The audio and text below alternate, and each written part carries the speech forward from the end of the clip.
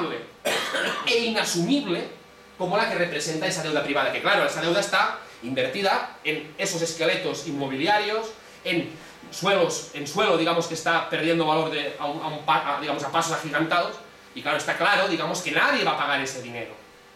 Entonces, ahora de lo que se trata es de que lo paguemos como sociedad.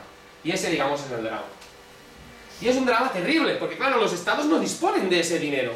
Nosotros como sociedad no tenemos ese dineral para poderlo poner sobre la mesa de los mercados y decirles, oigan ustedes, ahí tienen, cóbrense lo que no hay, la factura de lo que no se ha pagado, y mira, mañana volvamos a empezar. Las sociedades no disponen de ese dinero. Para poder hacer frente a esa situación tienen que emitir deuda. Tienen que decirles a la gente, a los mercados, en ese sentido a los inversores, miren, préstenme dinero y yo se lo devolveré al cabo de un tiempo con un determinado interés. Y eso es lo que hacen. Pero además con una, digamos, perversidad grande en el proceso. Y la perversidad, que seguramente algunas de vosotras ya conoceréis, es que mientras las instituciones públicas están dejando dinero al sector financiero a una tasa de interés que va entre el 1 y el 3,5%, los grandes bancos con ese dinero que reciben para su rescate, por decirlo de una forma, están comprando la misma deuda que emiten los estados y exigiendo el pago, vía cosas como la prima al riesgo, etc., de un 6%. Ya digamos que esa es la perversidad. Los mismos ahogados, digamos en ese sentido, son los que compran la deuda para exigirle a los estados que les devuelvan el dinero que prestan, que han recibido de los propios estados, con un diferencial del 5%. No sé si habéis visto, pero hoy la Comunidad Valenciana ha colocado deuda a un interés del 7%.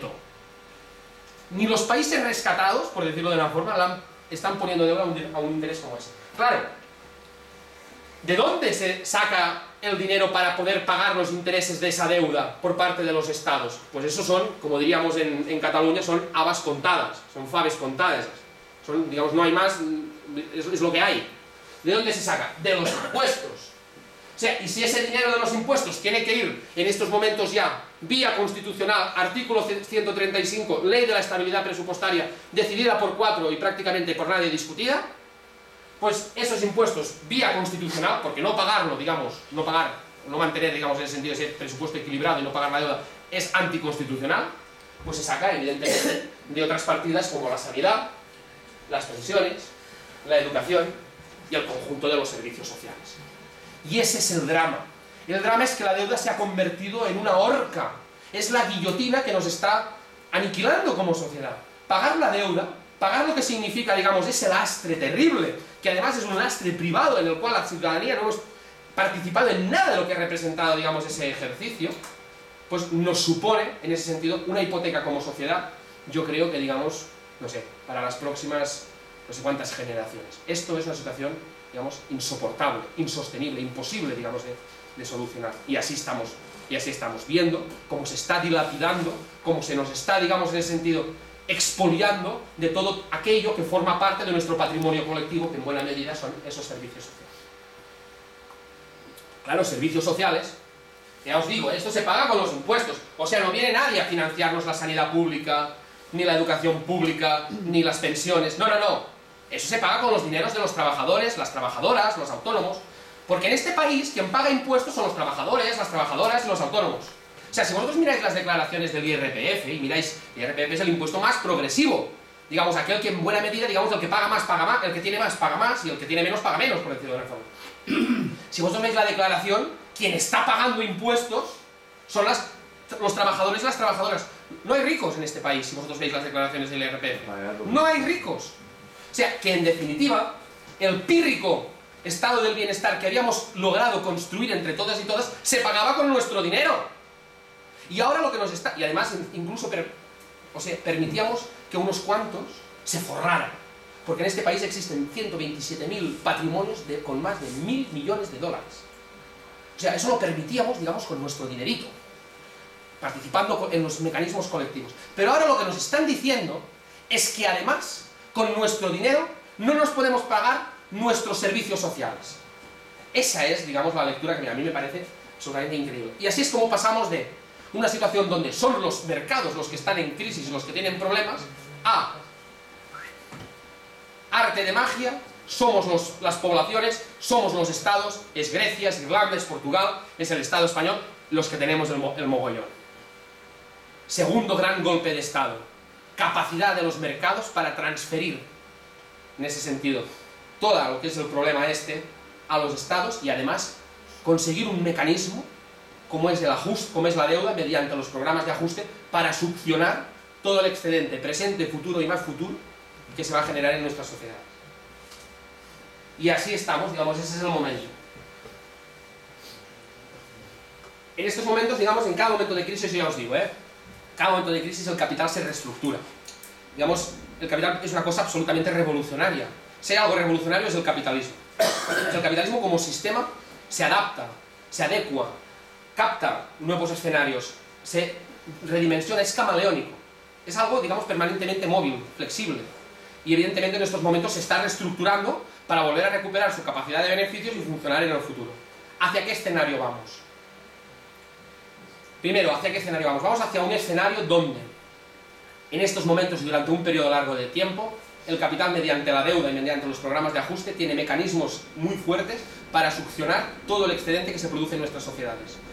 Va a atornillar hasta el máximo, porque como no existe contraparte, como no hay nadie que se lo impida, pues ahí va a succionar todo lo que va a poder.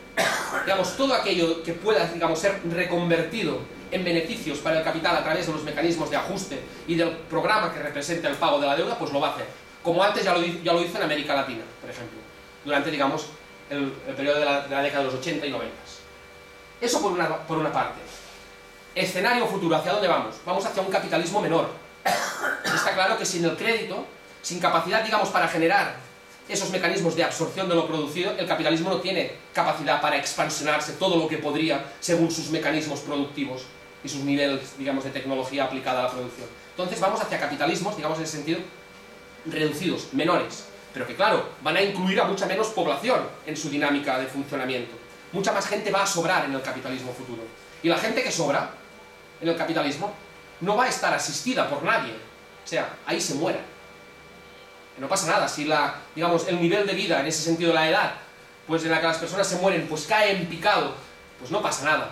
Mientras el capitalismo continúe siendo viable para un conjunto que posiblemente puede estar por debajo de los 1.000 millones de personas en un futuro inmediato.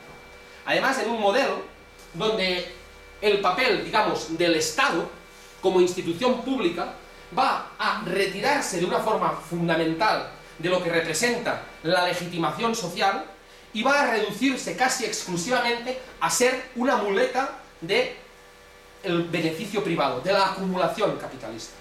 Y en ese sentido vemos que hay elementos que nos permiten ver que eso va en esa dirección. Por ejemplo, todos hemos visto la defensa a ultranza que ha hecho el Estado español, por ejemplo, ante la nacionalización de YPF por parte de Argentina, de la empresa Repsol. O sea, al final ha representado, digamos, que todos éramos Repsol. Pues me parece que no. O sea, además de que el 50% del accionariado de Repsol, digamos, no es ni estatal, por decirlo de una forma. Pero, digamos, se ha respondiendo a eso, digamos, a la defensa de la marca España, que es un poco lo que se defiende en ese momento, en ese documento que a lo mejor algunas de vosotros conoceréis, que se llama, este proyecto se llama Transforma España.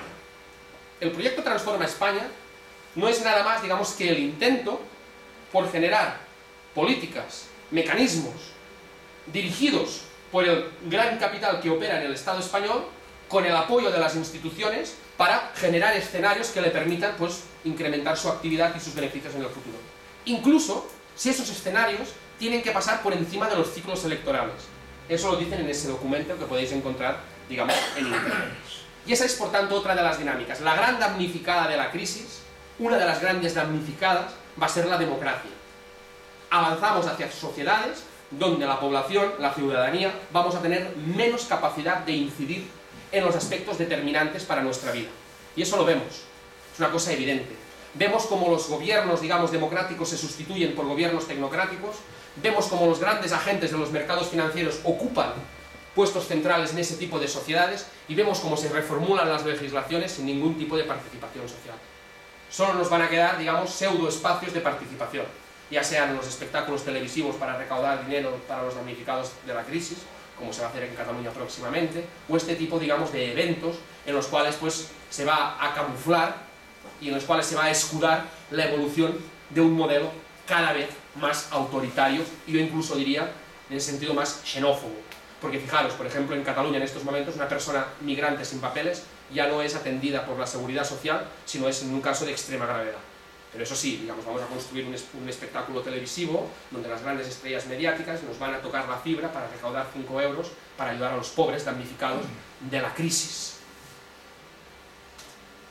Y en buena medida ahora estamos aquí, ¿no? Veremos si eso cambia, pero en buena medida estamos instalados en los programas de déficit y que, como nos dice el chiste, o como nos dice esa viñeta, eso funciona así. Aplicamos programas de déficit terribles sobre la sociedad. Si no funcionan, pues más ajustes hasta que funcionen. Y si funcionan, más ajustes porque funcionan. Y ese es un poco el esquema.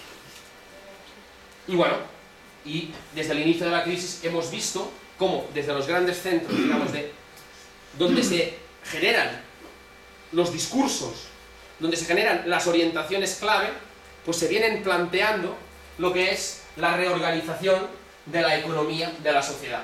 Vamos a fijaros que esto es de 2010 y hemos visto cómo ya hemos tenido 2 reformas del mercado laboral y vamos, digamos, en la dirección de continuar reformando el mercado financiero. Justamente en la reunión del Banco Central de estos días se nos decía, oye, hay que incidir más todavía en esto.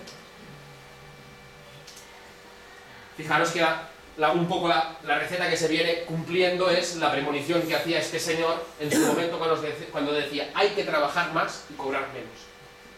Trabajar más y cobrar menos no hace falta ser ninguna lumbrera de la economía para entender que eso es, digamos, más explotación, es más beneficios para el propietario del proceso productivo. Digamos, no hace falta leerse a Marx para entender eso un poco, Y parece, ya os digo desde mi perspectiva, que en buena medida lo que sucede es esto.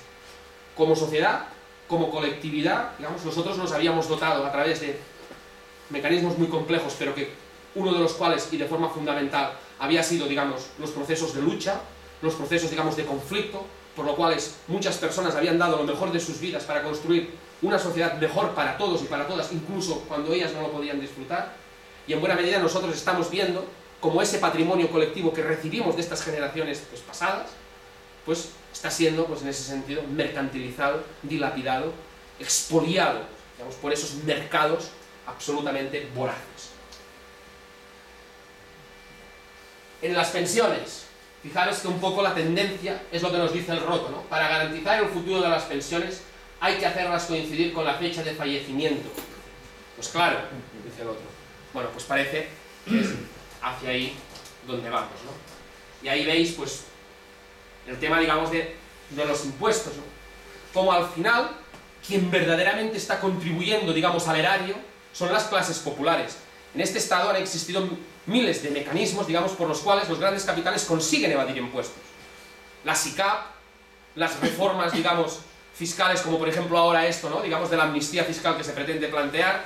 Incluso, por ejemplo, en estos momentos, en el caso de Cataluña, se está planteando que para captar la nueva inversión extranjera del nuevo modelo productivo, que parece ser que el nuevo modelo productivo pasa por el baccarrá, el póker y las máquinas tragaperras, pues hay que poner, digamos, ventajas fiscales a ese tipo de empresas. Hay que darles un escenario, digamos, excepcional a nivel fiscal, un escenario excepcional a nivel de leyes migratorias, e incluso se puede permitir fumar, pongamos por el caso, ¿no? Pues entonces, esa es la cuestión.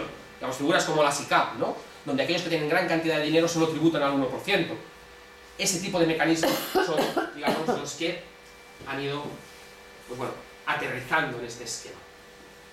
Todo lo que ha sido la reestructuración, digamos, en el sector, pues en ese sentido de las cajas, ¿no? Con, bueno, mecanismos como el FROP o el Fondo de Adquisición de Activos Financieros, pues que han representado verdaderas pues, contribuciones de lo público hacia la actividad del sector privado. No, oye, pero es que estos van a pagar ese dinero con interés. Bueno, pero es que hay una cantidad, digamos, de personas que querrían recibir crédito y no lo reciben y no pueden. ¿Por qué esas ventajas para ese sector? Ah, es que si se hunde el sector financiero eso va a ser un